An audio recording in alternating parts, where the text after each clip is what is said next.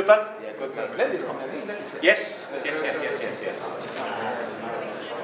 How are you? To be here, obviously, Gareth coming back into the squad a few years back. To him, to be honest, was amazing. I remember being at Sunday at the time, I was 34. When you said that the fact coming back in, you've done well. So someone who I admire and delight for him. So I feel to get to the semi-final of the World Cup. You got to go into the tournament thinking you can win it. I think it's important to get off to a good start. I think that's important.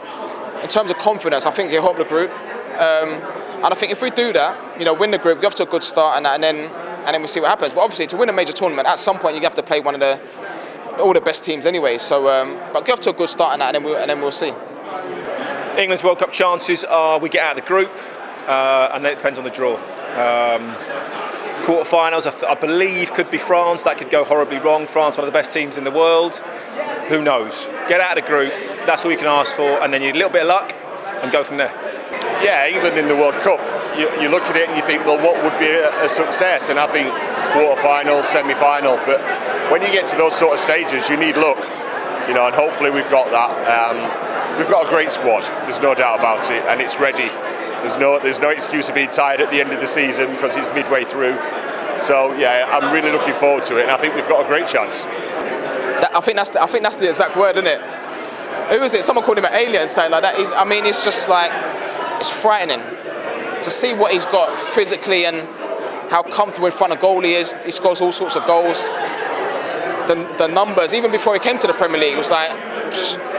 And it's funny how a lot of people said, can he adapt to the Man City way? Like playing against a low block, not getting many chances, and 3 hat-tricks in 8 games, 14 league goals already. It's unbelievable. I think he'll go on and break all the records, to be honest. But what a start! It's amazing. 100%. He'll be a future Ballon d'Or winner. I think if he continues in that way, and you see him, you can see that hunger. He used to score goals, and from what I've heard, he lives his life in the right way. He's got his own doctors, he's got his own physios. He ticks all the boxes, he does all the right things, and that's why you can tell that those sort of performances that he's putting in. 23 years old, I think 23. So sky's the limit. But for me, if he continues playing like this and scoring those sort of goals, it's unbelievable what he can achieve. Erling Haaland has just been amazing. We all knew he was a good player, but I don't think we realised how good. When you watch him on TV, his runs are amazing. People say, yeah, but he doesn't touch the ball very often. I'm like, well, thank God, because he'd probably be on 30 goals already. He's the full package striker. He does everything. He makes runs. He's got power. He can score with his head. Did Man City really need him? Not really, but they're just going to get better and better. But he's an amazing player.